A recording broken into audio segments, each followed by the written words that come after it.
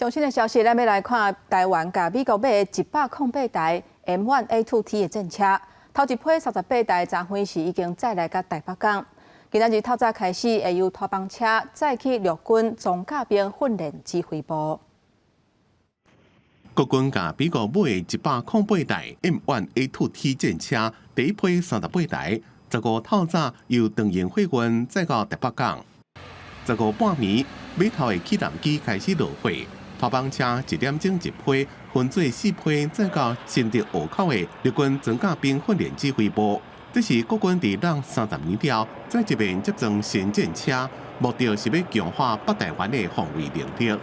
其实我们的这个路上的这个火力，其实都已经还蛮老旧的，那个可能精准度、机动力、火力各方面，其实都亟待强化。第一批战车伫透早驶出台北港。宪兵车队伫咧头前开道，为着机密，拖帮车顶头的战车拢用乌布砍掉的，只个人看到连啊加连啊大。M1A2T 战车的车身比国军现役的 M60A3 战车较低，尽量降低战车互敌人发现的机会。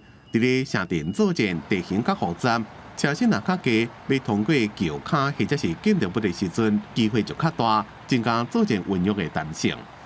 这个新的战车，当然它的这个机动力各方面都会好比这个原来的 M60A3 要好很多。然后它的像这个，它强调说各种它这个车上的这些像热水象仪啊，一些测距系统啊等等啊，就让它这个可以在这个确保它在行进中能够那个第一击就完成这个命中敌人。